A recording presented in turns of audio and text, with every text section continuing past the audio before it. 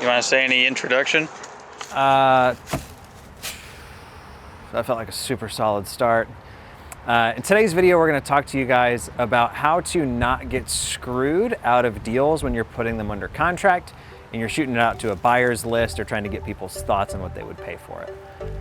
This one's going to be more candid. We're going to check out an office I might be buying on contract, kind of like a warehouse conversion deal. So let's go.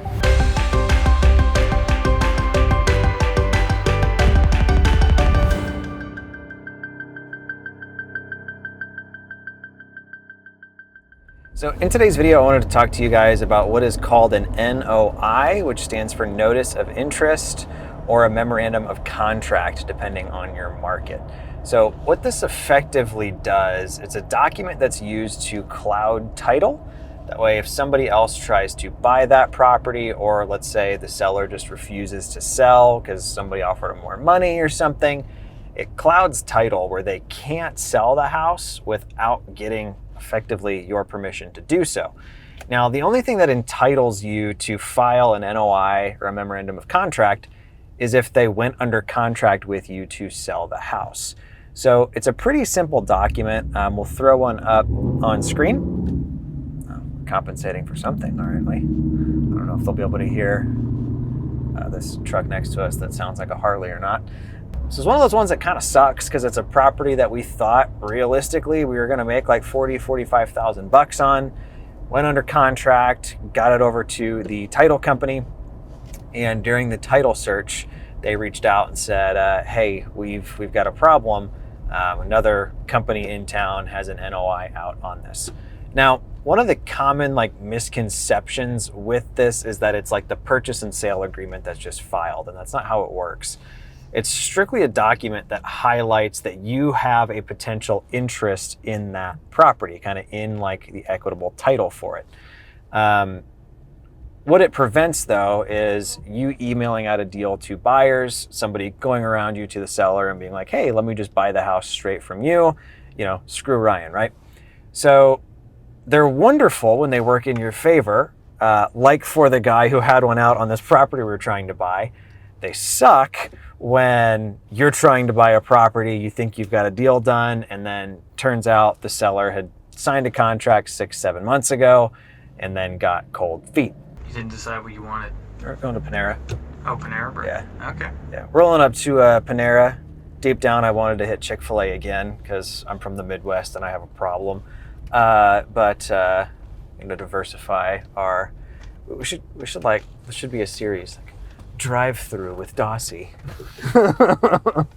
So on this particular deal, we found out somebody else had gone under contract with the seller and she ended up getting cold feet. We'll throw up some pictures of the house so you can see what I almost had. And she really did not like this other investment group in town. She actually said she would die in the house before she would sell it to them. And she wanted us to have it. Doesn't really matter what she wants, though, because they had the NOI out there. So anytime you run into this as a buyer, you're kind of at their mercy. So we hit them up and we were like, "Hey, here's what's going on.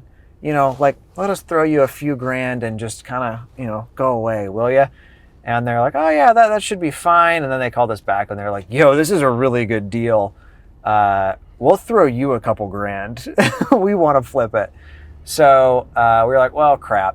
So this is really kind of one of those you've got to be willing to compromise. They had kind of the first contract on there. We had a contract on it and an NOI on it now as well.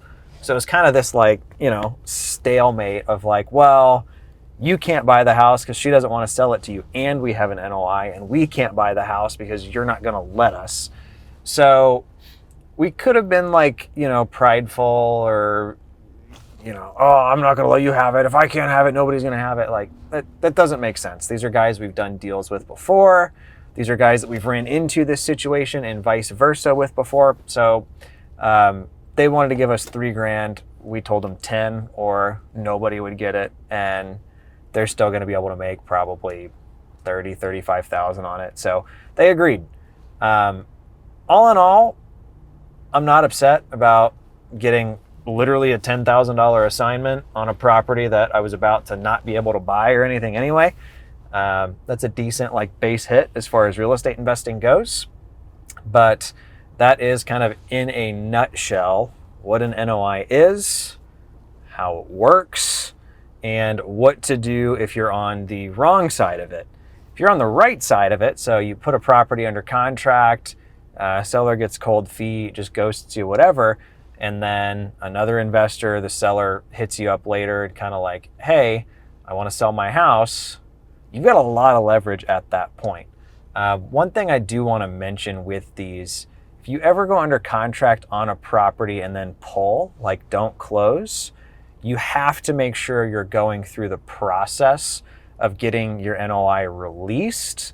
Otherwise, you're technically like clouding title illegally, and there's actually like a lawsuit term for that of impairing their ability to sell with like no grounds or basis. So you want to make sure if you're in the process or in the habit of putting them on, that if a deal doesn't pan out because of you find stuff during inspection or whatever, that you're also in the habit of making sure that those get pulled off.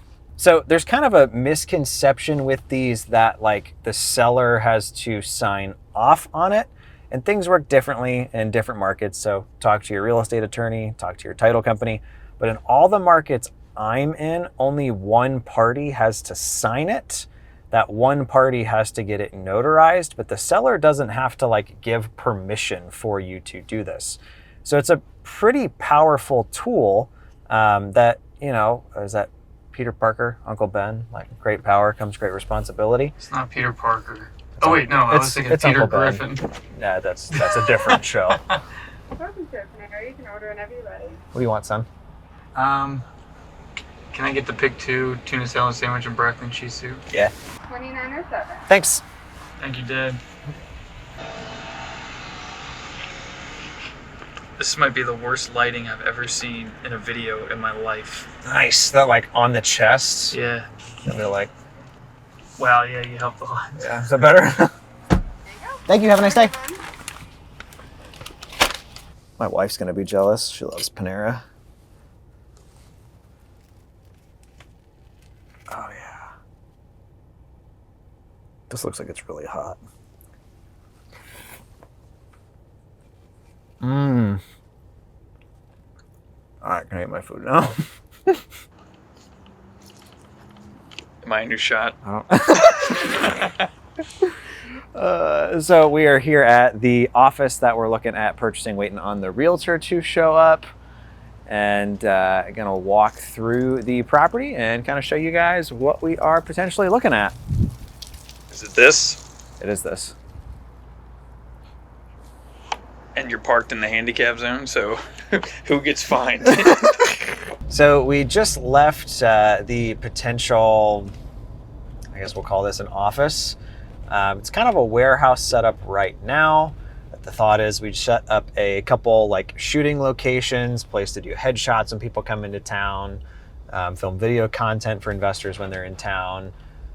Obviously, part of why I'm interested in the space is there's more car storage. I'm a car guy, but I think kind of the current thought process is the upstairs kind of area, finish that out, make that look a little bit nicer, and kind of treat that almost as like the main office area.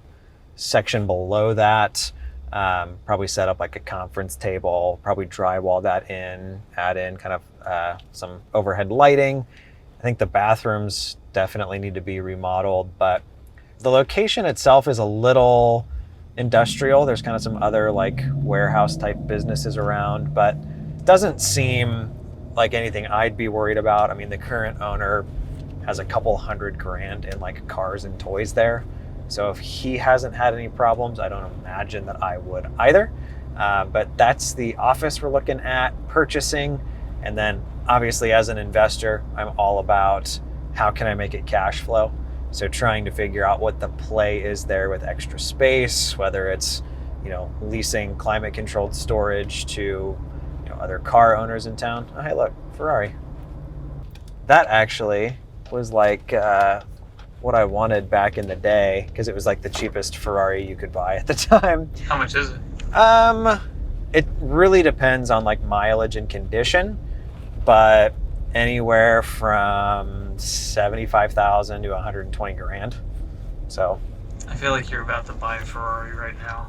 nah, I can't buy an office and a Ferrari. I mean, I could, but my wife might leave me.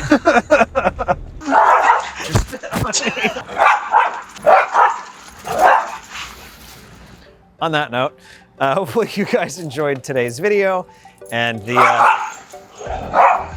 Odie.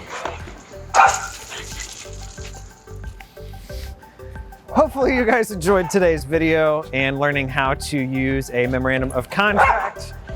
Let us know your thoughts on the office in the comments below. Talk to you guys next time.